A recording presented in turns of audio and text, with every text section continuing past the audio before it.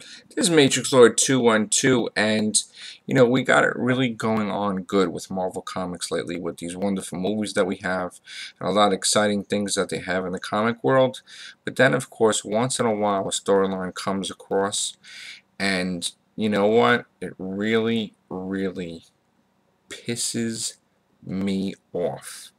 Okay, now when I first started making videos, you saw how angry I was when they altered the Marvel Universe timeline for the first time permanently, and they erased the whole marriage of Peter Parker and Mary Jane of 21 years of continuity because he made a deal with the devil, Mephisto, to save a 90-year-old woman and sacrifice his holy marriage. With great power comes with great responsibility, but not irresponsibility. And no, I say to that one. But anyway, once again, I'm hearing Marvel decides to rewrite history. Now, what is this going on now? Is this a trend? I mean, are we trying to be like DC now? 52s? What's the deal? Why would you rewrite the X-Men's history and have Wolverine form the first X-Men? You know what? Things were going really, really good, and then once in a while, something like this comes out and really messes things up bad. And then they learn the hard way, unfortunately. Now, um, I'm gonna check it out, the book, and I'm gonna get it just to see how it is, the first X-Men comic. It's called, to see how the Marvel Universe timeline's altered, where Wolverine leads the first X-Men. But I gotta tell you, before, and you could say, okay, he's closed-minded or whatever, but you know what? I've been reading comics for a long time with 36 large comic book Marvel comic boxes, and let me tell you, the one thing you don't do if you're writing any comics is you don't alter anybody else's work so bad that you just throw out 20-30 years of continuity. It's like you're spitting on all the Marvel great writers that has ever come before you. And I think that is a disgrace. I think it's disgusting.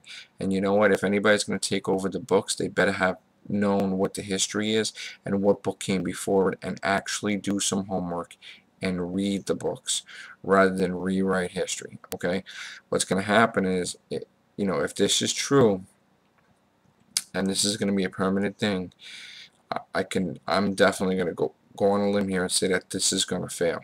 Okay, a big mistake with Wolverine was revealing his, the taking away the mystery of the character and revealing what his real name is, where he grew up, where everything was.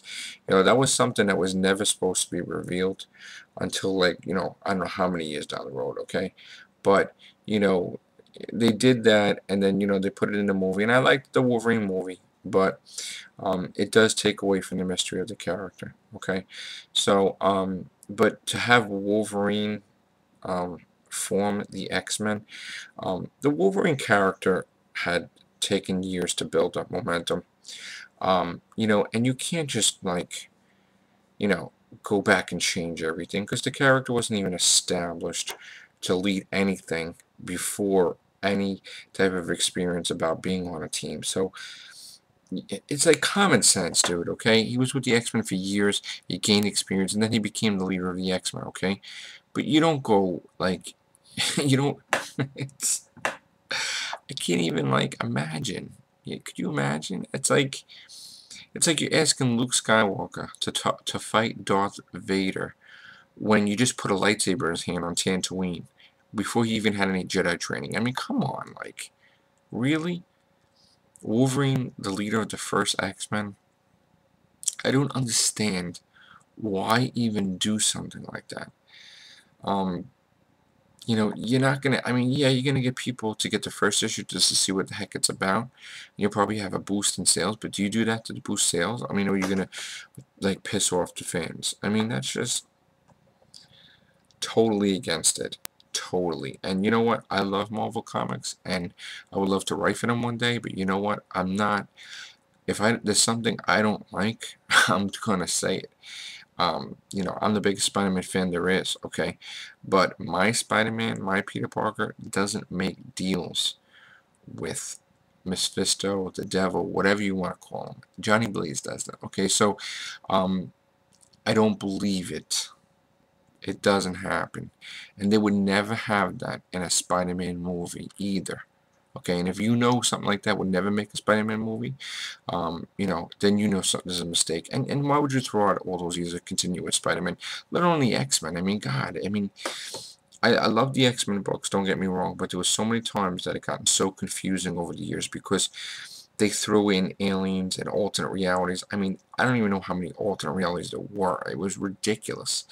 We had cool storylines like Age of Apocalypse, but then they got like they started like having all these characters like come over from a parallel universe, and then you got all these different characters as the same character running around. Like Nate Gray is supposed to be like Cable and younger version. I mean, like what the hell is going on? Like after a while, you know? So I mean, you had you know, Anti-Beast, you had like the Sugar Man that time when we had a few stragglers from the Age of Apocalypse, and it got kind of crazy. But I mean, like, you know, you know, you keep you never try to rewrite history. I mean, you don't like do that with the X-Men books. I mean, I'm gonna get the issue, okay, and if I'm wrong, I'm gonna say I'm wrong, but I don't think I'm wrong on this one, okay. It's something you just don't do. Sorry. So there you go. All right, that's it for now. Bye.